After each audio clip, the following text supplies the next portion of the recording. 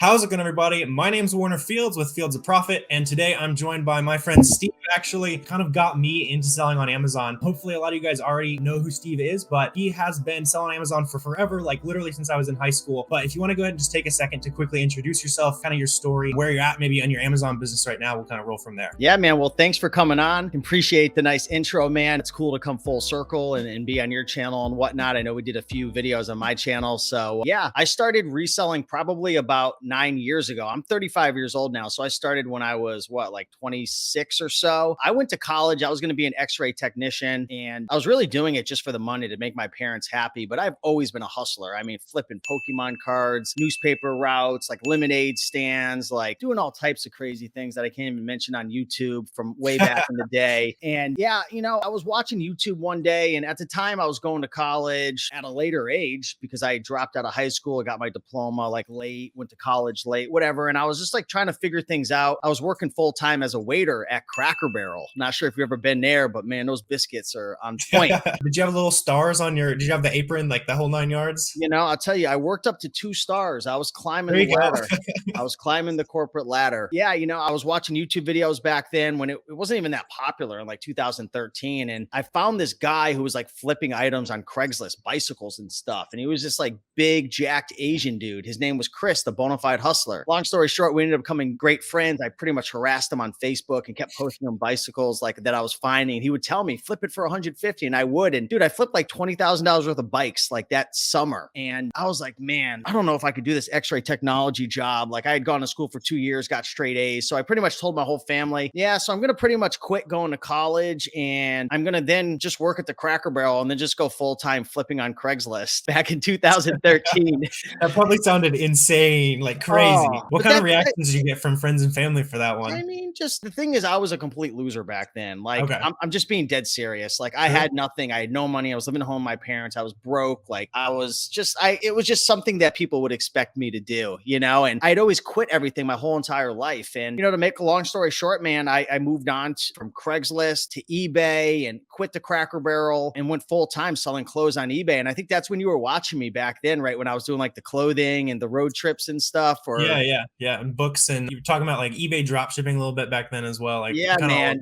Yeah, actually, yeah. So that was actually before you probably started watching me, if you were starting in 2018. But yeah, long story short, man, I just started my YouTube channel, shared my whole journey of like literally coming from nothing and making myself into at least something. I'm putting myself halfway together nowadays. But yeah, man, I've been doing it ever since. And now, I don't really do eBay too much anymore. It's more of a side, kind of like a side hustle, part-time gig because I'm so busy with my eBay to Amazon flips OA business. Yeah. And man, I love it. And I love teaching people online and connect with people like you. So I tried to speed up the story a little or else I'd be wasting the whole show.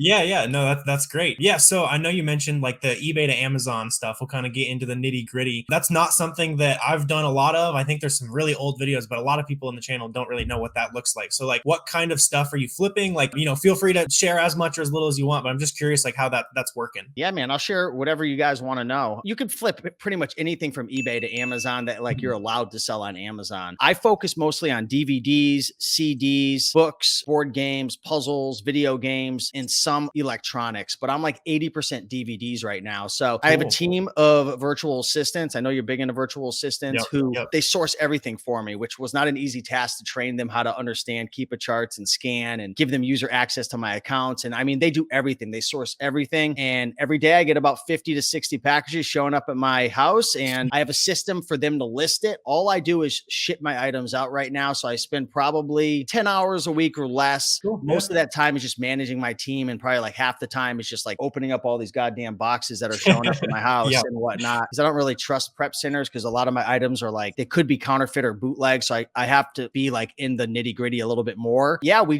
have a huge list of DVDs. We do a lot of manual sourcing. We have some little secret techniques that we use to find items, and we have replenishables, and we just buy the items, man, send it into Amazon, and bada bing, bada boom, the profits are coming soon. Yeah, that's funny. That's interesting. I've never heard of anyone doing like DVD eBay to Amazon. That's cool. What kind of numbers are you doing with that right now? So my last 30 days right now is a little over 22,000 Yeah. for the last 30 days. And just like 6 months ago, it was like less than half of that. So like I'm scaling very quickly. And the issue I was having with scaling before is I was spending all my time sourcing. Like it got to the point where I was like, this is ridiculous. Like my brain is like going to fall off my head because I'm sitting on the computer all day long, manually sourcing on eBay. So once I trained my team how to do it, and once I learned how to use SellerAmp and really understanding Keepa fully, because I never really had to understand Keepa to the fullest extent, because with books, like you can get away with a lot of this stuff, like using like Scout IQ and the eScore and whatnot. It was a lot of the used items. So like I wasn't super duper concerned with the buy box previously, whereas now I'm selling a lot of new items. Things are scaling quickly. So the goal is to get the 40,000 a month profit. Excuse me, 40,000 a month. Yeah, I would love that. In sales, and I want to have about a 35 to 40% margin. I mean, my ROIs on most of the items we're sourcing are like well over 50%, like 50 to 100%, like every DVD. But that definitely comes with risks. Like there's a lot of risk with my model. Like it's super duper risky compared to probably what you guys are doing. Interesting. Yeah. So I got two questions for you. First, why would you say it's more risky? And I could be wrong, like, because a lot of my reseller friends who are a lot smarter than me and doing a lot bigger numbers, some of them disagree and some agree. So I'm curious. For me, it's like, what's going to happen when I get a counterfeit claim? Like, what's going to happen when Amazon's like show proof? And I have eBay invoices. So like, that's one part where I'm like fighting with myself. Like the margins are so stupid good, but then it's like, what's going to happen down the road? Am I going to grow my business to like doing 40K a month? And then I'm going to get a counterfeit claim. And then what? In the terms of service, Amazon says we could take all your inventory and just kick you off. So like a lot of my profit right now is baked into my inventory because I'm scaling quickly. So I'm not like taking a ton of money home because I'm just reinvesting it in. So like, that's like my biggest fear. And I just don't know if it's legitimate or not. I think there is some legitimacy. I just don't know like percentage, the chances of that happening. I'm curious, like your honest thoughts. Yeah. I mean, even when you're doing everything by the book, like, you know, private label, all that kind of stuff, those guys still get their account suspended. Like you could be 100% following the rules and you still might have some headaches with Amazon, part of playing in their ballpark. I will say you probably have a little bit more trouble getting them to accept like an eBay invoice versus like, you know, a Walmart or a distributor wholesale invoice, but it shouldn't stop you. Personally, I would probably have a separate Amazon account for that business versus like an OA business that would be a little less risky in terms of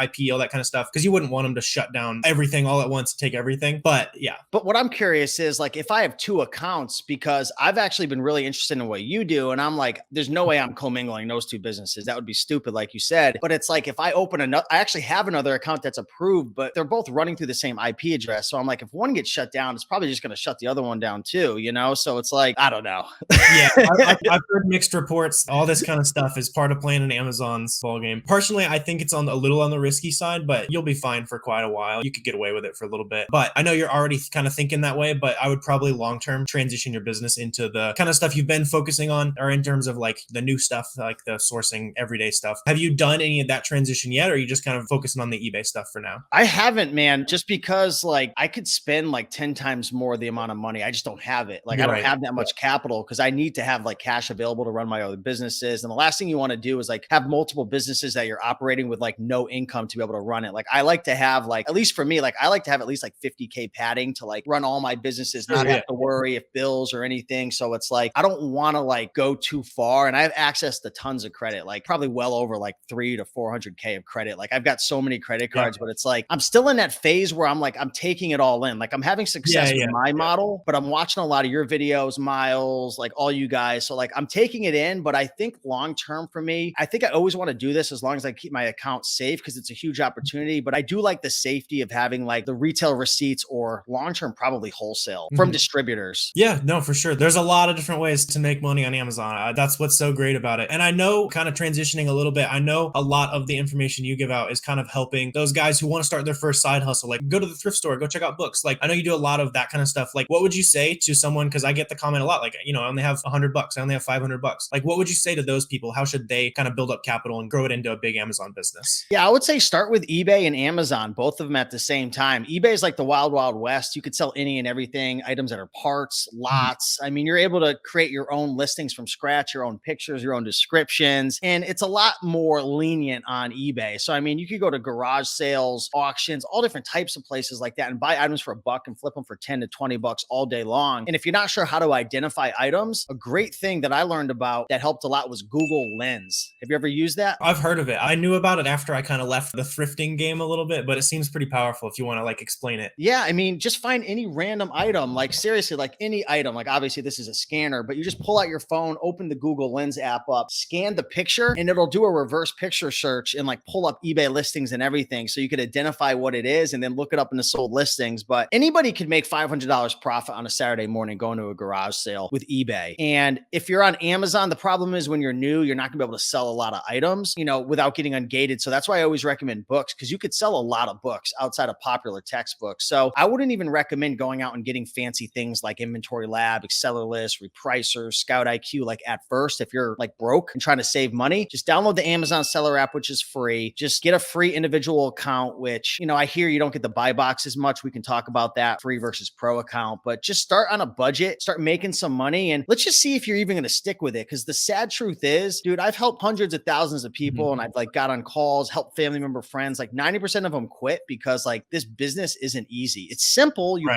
buy low and sell high, but it's not easy because it's just like a repetitive, like, you know, how you go to work, clock in, clock out, and someone tells you what to do for the most part. Like this is the same thing, but you have to tell yourself when to clock in, when to clock out. You have to wear every single hat in the business, and nobody's going to say, hey, Steve Warner, time to wake up and list items.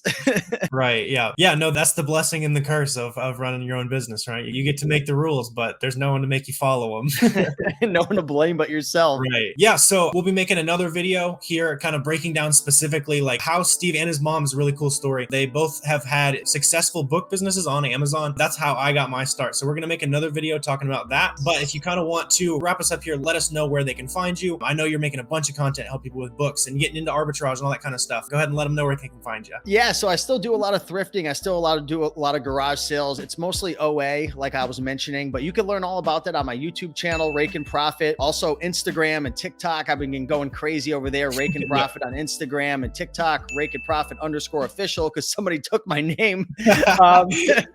But yeah, I would love to help you guys out, and you guys are in good hands with Warner. He's really doing a great job. So thanks for having me on, man. Awesome. Yeah. Thanks for being here. Make sure to go check out Steve all over the place. Drop a like, subscribe, all that good stuff helps out the algorithm. Let me know if you guys have any questions. Drop those down below. Always happy to help you guys out with that. But I appreciate you guys watching. I'll see you next time.